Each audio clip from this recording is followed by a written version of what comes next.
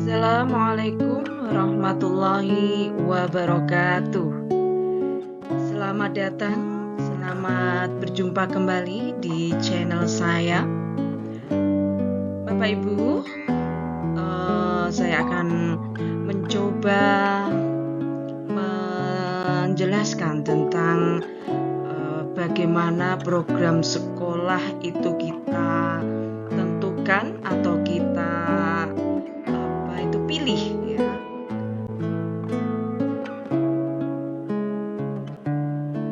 Visi atau impian dari SMP Negeri 1 Kebonagung yaitu mewujudkan peserta didik yang nantinya beriman, berakhlakul karimah, berprestasi dan berwawasan lingkungan.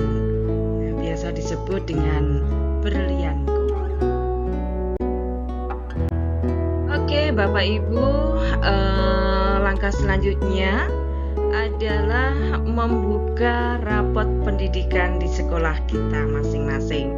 Caranya gampang, tinggal ketik https://raportpendidikan.kemdikbud.go.id/login. Nah, setelah masuk, maka Bapak Ibu bisa klik langsung lihat hasil satuan atau dinas pendidikan Anda. Nah, setelah diklik, maka akan muncul pilih akun. Nah, di sini Bapak Ibu boleh pilih akun belajarnya masing-masing untuk masuk ke rapot pendidikan. Nah, setelah klik akunnya, maka akan muncul yang seperti ini. Nah, rapot pendidikan sekolah panjenengan. Nah, ini adalah contoh rapot pendidikan di sekolah kami. Akan muncul seperti ini. Bapak Ibu bisa melihat dan membacanya.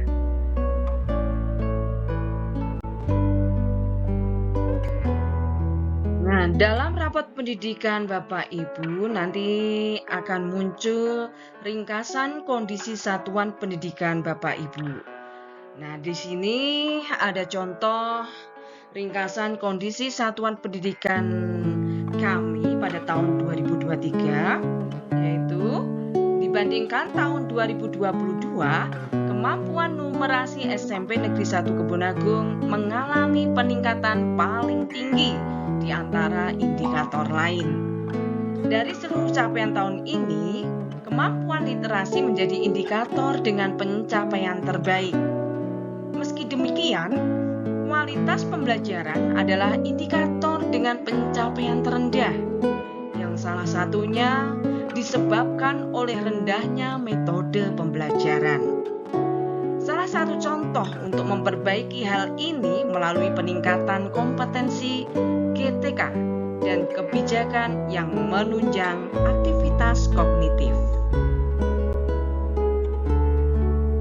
Selain ringkasan, di dalam rapot pendidikan juga disampaikan tentang paparan programnya berdasarkan prioritas rekomendasi program yang sebaiknya dilakukan di sekolah masing-masing berdasarkan hasil rapot pendidikan sekolahnya. Nah, untuk yang di sekolah kami, paparan programnya untuk tahun 2023-2024 yang pertama adalah perbaikan kualitas pembelajaran melalui peningkatan, pengembangan dan fasilitasi terkait praktik pembelajaran interaktif yang sesuai dengan tujuan pembelajaran dan karakteristik siswa. Program yang kedua yaitu perbaikan kualitas pembelajaran melalui peningkatan dan fasilitas kompetensi kepala sekolah dan guru yang terlibat dalam manajemen sekolah terkait perumusan, penyampaian, dan penerapan visi misi sekolah untuk meningkatkan kualitas pembelajaran.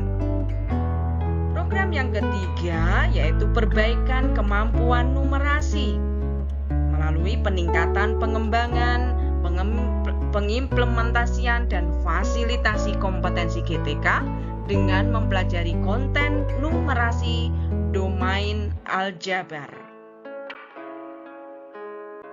Yang keempat adalah perbaikan kemampuan numerasi melalui peningkatan, pengembangan, dan fasilitasi terkait praktik pembelajaran interaktif yang sesuai dengan tujuan pembelajaran dan karakteristik siswa. 5. Perbaikan karakter melalui peningkatan, pengembangan, dan fasilitasi kompetensi GTK dengan mempelajari konten terkait profil pelajar Pancasila untuk dimensi nalar kritis. Yang keenam, perbaikan karakter melalui peningkatan, pengembangan, pengimplementasian, dan fasilitasi kompetensi GTK dengan mempelajari konten terkait praktek pembelajaran interaktif yang sesuai dengan tujuan pembelajaran dan karakteristik siswa. Yang ketujuh, perbaikan iklim kebinekaan melalui peningkatan, pengintegrasian, dan fasilitasi adanya kebijakan dan penganggaran terkait upaya membiasakan sikap dan perilaku yang menunjukkan penghargaan terhadap keragaman karakter, latar belakang, dan kondisi murid di sekolah.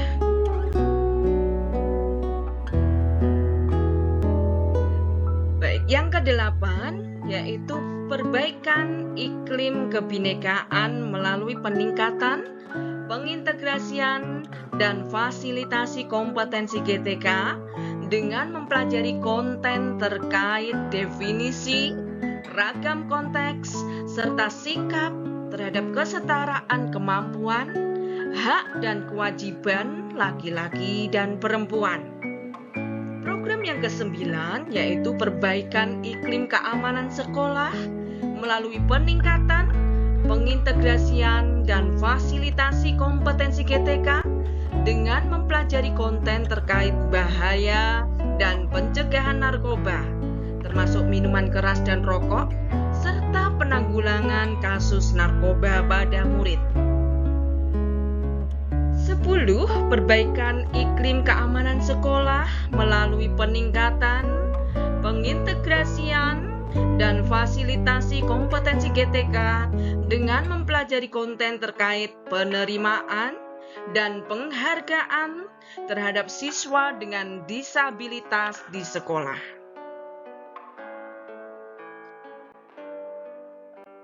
Program yang ke-11 yaitu perbaikan kemampuan literasi melalui peningkatan, pengimplementasian, dan fasilitasi kompetensi GTK dengan mempelajari konten terkait teks informasi yang berkaitan erat dengan kemampuan literasi.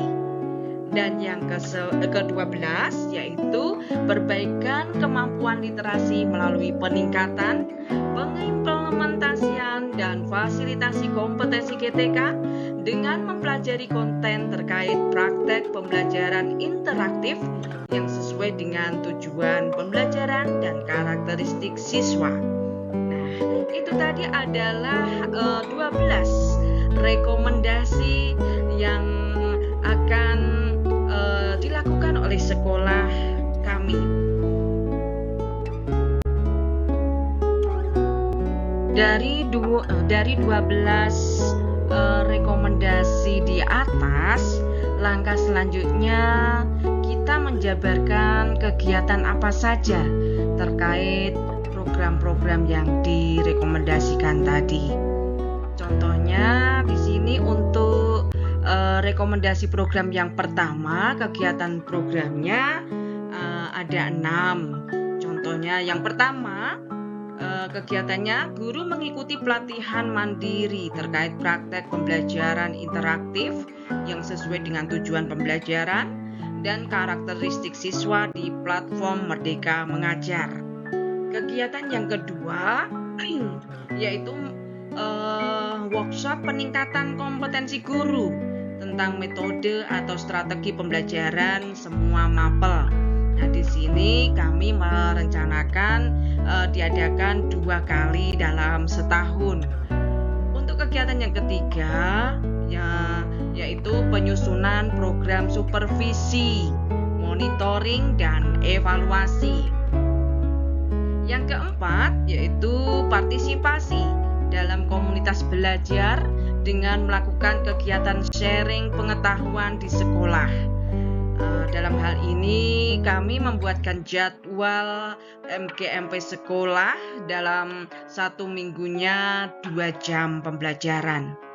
Yang kelima adalah penyelenggaraan pembelajaran aktif, kreatif, efektif, dan nyaman. Dan kegiatan yang keenam adalah penyusunan model interaktif dan media pembelajaran.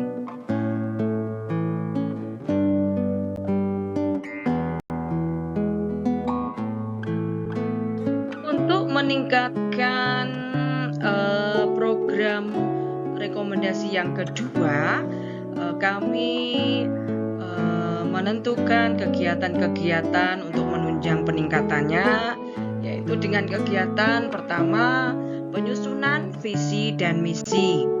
Kegiatan yang kedua, sosialisasi kebijakan-kebijakan terkait visi dan misi. Kegiatan yang ketiga, yaitu kajian-kajian yang sesuai dengan kondisi sekolah. Yang keempat, partisipasi dalam workshop peningkatan kompetensi PTK dalam aspek transparansi dan akuntabilitas pengelolaan program, kegiatan, hasil-hasil, dan keuangan. Kegiatan yang kelima yaitu sosialisasi kebijakan-kebijakan terkait kompetensi PTK dalam aspek transparansi dan akuntabilitas pengelolaan program, kegiatan, hasil-hasil, dan keuangan. Kegiatan yang keenam yaitu melalui kegiatan workshop validasi RPP semua mapel dalam forum tutor atau forum PKBM atau forum SKB. Kegiatan program yang ketiga yaitu yang pertama pengembangan diri terkait numerasi melalui PMM. Yang kedua, pengembangan diri terkait pelibatan orang tua dalam penguatan pembelajaran numerasi. Kegiatan yang ketiga yaitu pengembangan diri terkait peningkatan kapasitas satuan pendidikan secara mandiri untuk mengajar numerasi secara efektif. Yang keempat, workshop peningkatan kompetensi bidang studi sesuai dengan tugas tutor untuk tiap tutor mapel. Yang kelima, penguatan atau pengembangan pembelajaran literasi dan numerasi hasil keuangan. Kegiatan program yang keempat, yang pertama pengembangan inovasi terkait metode pembelajaran. Yang kedua, workshop peningkatan kompetensi guru tentang metode atau strategi pembelajaran semua mapel. Yang ketiga, penyusunan program supervisi, monitoring, dan evaluasi. Yang keempat, partisipasi dalam komunitas belajar. Yang kelima, penyelenggaraan pembelajaran aktif, kreatif, efektif, dan nyaman. Dan yang keenam, penyusunan modul interaktif dan media pembelajaran. Selanjutnya, kegiatan program 5 yaitu yang pertama pengembangan diri terkait nalar kritis melalui PMM. Yang kedua, pengembangan diri terkait peningkatan kapasitas satuan pendidikan secara mandiri untuk mengajar karakter nalar kritis secara efektif. Yang ketiga, pengembangan diri terkait pelibatan orang tua dalam penguatan pembelajaran karakter nalar kritis. Yang keempat, workshop peningkatan kompetensi pengembangan bahan ajar bagi tutor semua mapel. Dan yang kelima, pengembangan penguatan profil pelajar Pancasila. Kegiatan program yang keenam antara lain yang pertama pengembangan inovasi terkait metode pembelajaran. Yang kedua, kegiatan workshop peningkatan kompetensi guru tentang metode atau strategi pembelajaran semua mapel. Yang ketiga, partisipasi dalam komunitas belajar. Yang keempat, penyelenggaraan pembelajaran aktif, kreatif, efektif, dan nyaman. Dan yang kelima, penyusunan modul interaktif dan media pembelajaran. Kegiatan program yang ketujuh yaitu yang pertama pengembangan diri terkait sikap inklusif melalui PMM. Yang kedua, pelatihan guru dan kepala sekolah terkait sikap inklusif. Yang ketiga, pengembangan sekolah sehat, sekolah aman, sekolah ramah anak, sekolah inklusi, sekolah adiwiyata, dan sejenisnya. Yang keempat, penyusunan modul interaktif dan media pembelajaran. Yang kelima, penguatan pendidikan karakter dan penumbuhan budi pekerti, termasuk pencegahan dan penanggulangan tindak kekerasan, dan penguatan kebinekaan di lingkungan satuan pendidikan. Yang keenam, pengembangan diri, melaksanakan perilaku hidup bersih dan sehat, pendidikan dan pengembangan pendidikan non-formal, sehat, aman, ramah anak, dan menyenangkan. Program yang ke-8, kegiatannya antara lain 1. Pengembangan diri terkait sikap inklusif melalui PMM ya. Dan di sini kalau kita amati sama dengan kegiatan di program yang 7 tadi ya Bapak Ibu.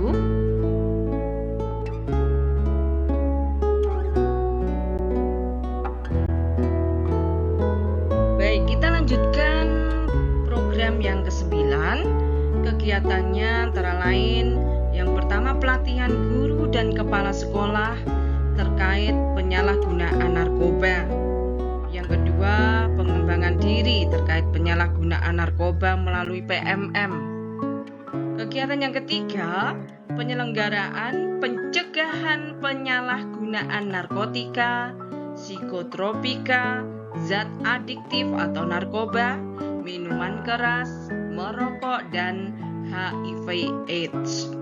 Yang keempat, yaitu pengembangan diri melaksanakan perilaku hidup bersih dan sehat atau pendidikan dan pengembangan pendidikan non-formal, sehat, aman, ramah anak, dan menyenangkan. Kegiatannya kelima, yaitu sosialisasi kebijakan-kebijakan terkait pencegahan dan penanggulangan narkoba. Program yang ke-10, kegiatannya antara lain yang pertama, pengembangan diri terkait sikap inklusif melalui PMM. Yang kedua, pengembangan sekolah sehat, sekolah aman, sekolah ramah anak, sekolah inklusi, sekolah adiwiyata, dan sejenisnya. Yang ketiga, penyediaan fasilitas atau aksesibilitas bagi peserta didik berkebutuhan khusus. Yang keempat, kegiatan forum tutor atau forum PKBM atau forum SKB. Yang kelima, pengembangan pendidikan nonformal sehat, pendidikan nonformal aman, pendidikan nonformal ramah anak, pendidikan nonformal inklusi, dan pendidikan nonformal adiwiyata. Yang keenam, penyediaan dan atau pemeliharaan sarana, peralatan, fasilitas, atau aksesibilitas bagi peserta didik berkebutuhan khusus. Kegiatan program yang ke-11 yaitu pengembangan diri terkait literasi melalui PMM. Kemudian kegiatan pelaksanaan kegiatan pengembangan minat baca peserta didik, pemberdayaan perpustakaan, penguatan atau pengembangan pembelajaran literasi dan numerasi, pengembangan diri, pemanfaatan perpustakaan pendidikan nonformal, dan peningkatan minat baca peserta didik.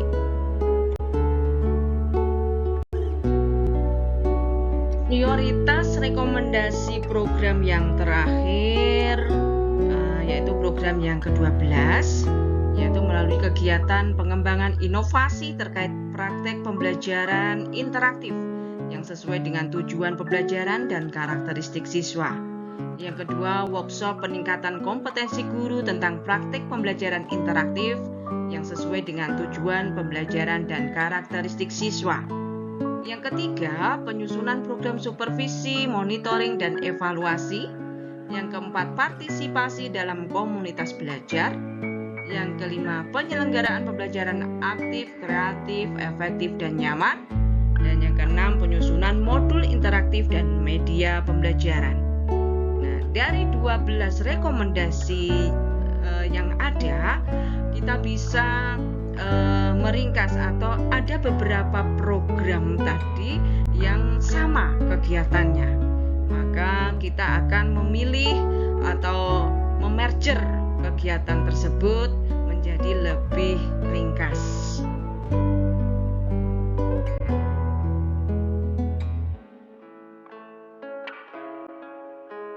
Nah, pertanyaannya, dari mana kegiatan-kegiatan tadi didapatkan? Ya, Bapak Ibu. Jadi setelah jenengan membuka rapot pendidikan tadi, Bapak Ibu juga bisa mengunduh rapot pendidikan masing-masing. Kemudian di dalam rapot pendidikan itu ada 6 sheet. Ya. Jadi ada rapot pendidikan itu downloadannya dalam bentuk file Excel. Nah, di dalam Excel itu ada 6 sheet. Sheet yang pertama yaitu tentang laporan rapor. Kemudian sheet yang kedua tentang panduan membaca PBD. Sheet yang ketiga yaitu tentang prioritas rekomendasinya apa saja untuk sekolah kita. Yang keempat, seluruh rekomendasi. Yang kelima, lembar kerja RKT. Dan yang keenam, lembar kerja ARKAS. Nah, bagaimana proses menentukan kegiatan tadi? Yang pertama adalah klik prioritas rekomendasi. Tadi ada 12 program yang direkomendasikan. Setelah itu kita klik yang seluruh rekomendasi. Setelah diklik seluruh rekomendasi, ada yang kolom bagian kanan itu contoh-contoh kegiatannya. Nah, sesuaikan dengan prioritas rekomendasinya tadi apa programnya. Kemudian kita cari sesuai dengan program rekomendasi kegiatannya apa saja. Langkah yang terakhir yaitu memasukkan kegiatan-kegiatan tadi ke dalam lembar kerja RKT, rencana kerja tahunan di sekolah kita.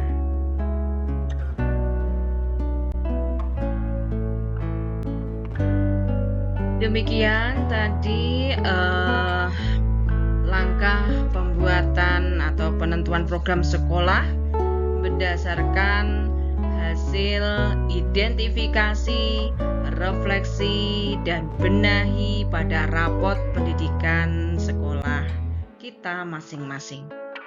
Terima kasih. Wassalamualaikum warahmatullahi wabarakatuh.